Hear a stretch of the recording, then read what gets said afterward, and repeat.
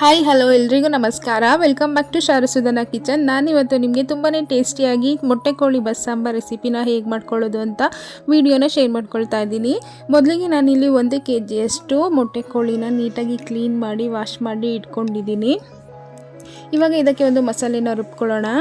ಮೊದಲಿಗೆ ಒಂದು ಮಿಕ್ಸಿ ಜಾರ್ಗೆ ಒಂದು ಮೀಡಿಯಂ ಸೈಜ್ ಈರುಳ್ಳಿನ ಸೇರಿಸ್ಕೊಳ್ತಾ ಇದ್ದೀನಿ. ಹಾಗೆ 1 ಇಂಚಷ್ಟು ಶುಂಠಿ, 1 ಗಡ್ಡೆಯಷ್ಟು ಬೆಳ್ಳುಳ್ಳಿನ ಬಿಡಿಸಿ ಸೇರಿಸ್ಕೊಳ್ತಾ ಇದ್ದೀನಿ. ಇದ್ರ ಜೊತೆಗೆ ಸ್ವಲ್ಪ ಪುದೀನ ಸೊಪ್ಪು ಹಾಗೆ ಸ್ವಲ್ಪ ಕೊತ್ತಂಬರಿ ಸೊಪ್ಪನ್ನು ಸೇರಿಸ್ಕೊಂಡು ಇದ್ರ ಜೊತೆಗೆ ಖಾರಕ್ಕೆ ಅನುಗುಣವಾಗಿ ಒಂದು 3 ರಿಂದ 4 ಹಸಿರು ಮೆಣಸಿನಕಾಯಿನ ಸೇರಿಸ್ಕೊಳ್ತಾ ಇದ್ದೀನಿ. ಹಾಗೆ 1 ಇಂಚಷ್ಟು ಚಕ್ಕೆ, ಒಂದು 5 ರಿಂದ 6 ಲವಂಗ, ಒಂದು ಅರ್ಧ ಟೀ ಸ್ಪೂನಷ್ಟು ಕಾಳು ಮೆಣಸನ್ನು ಕೂಡ ಸೇರಿಸ್ಕೊಂಡು ಸ್ವಲ್ಪನೇ ನೀರು ಹಾಕಿ ಇದನ್ನು ಚೆನ್ನಾಗಿ ರುಬ್ಕೊಳ್ಳೋಣ.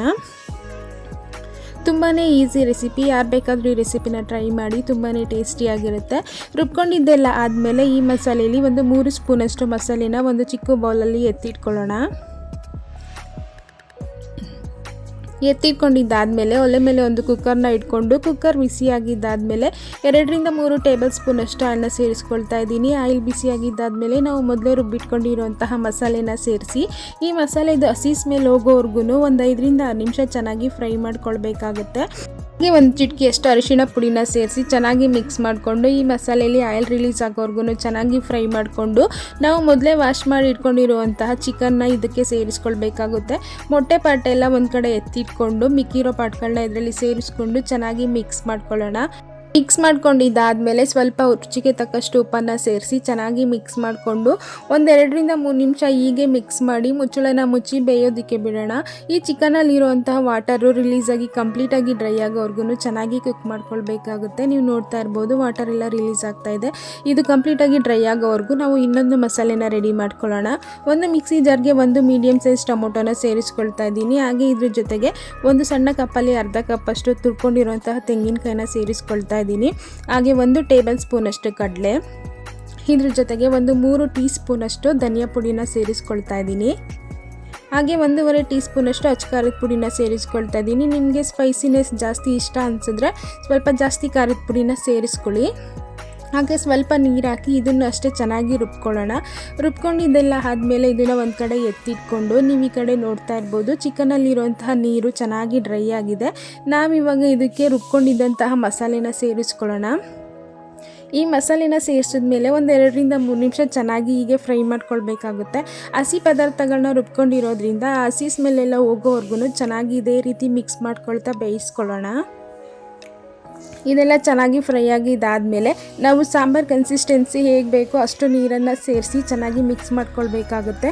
ಈ ಸಾಂಬಾರು ಸ್ವಲ್ಪ ತೆಳುವಾಗಿದ್ರೇ ತುಂಬಾ ಚೆನ್ನಾಗಿರುತ್ತೆ.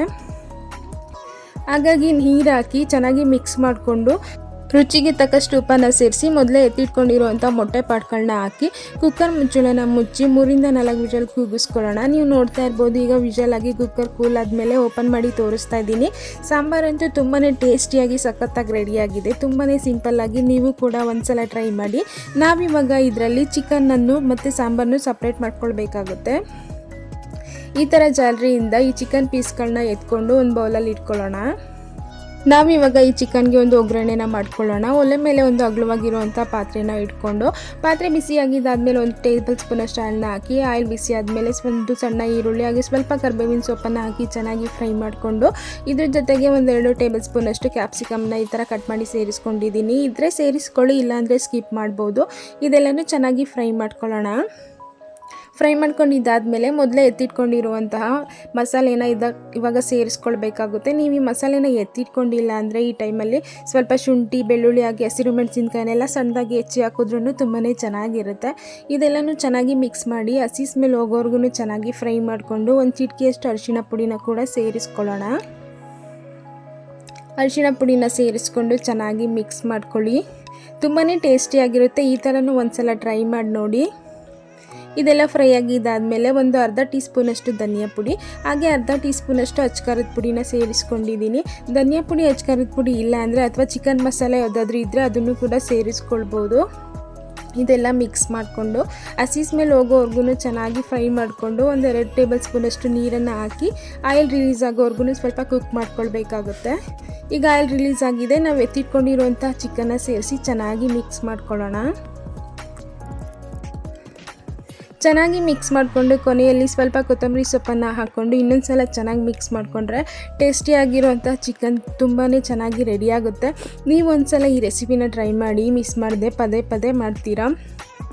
ಈ ರೆಸಿಪಿ ಅಂತೂ ಮುದ್ದೆ, ಅನ್ನ, ಚಪಾತಿ, ರೊಟ್ಟಿ, ದೋಸೆ, ಇಡ್ಲಿ ಎಲ್ಲದಕ್ಕೂ ತುಂಬಾ ಚೆನ್ನಾಗಿರುತ್ತೆ. ನೀವು ಈ ರೀತಿಯಾಗಿ ಚಿಕನ್ ಸಾಂಬಾರನ್ನ ಒಂದ್ಸಲ ಟ್ರೈ ಮಾಡಿ.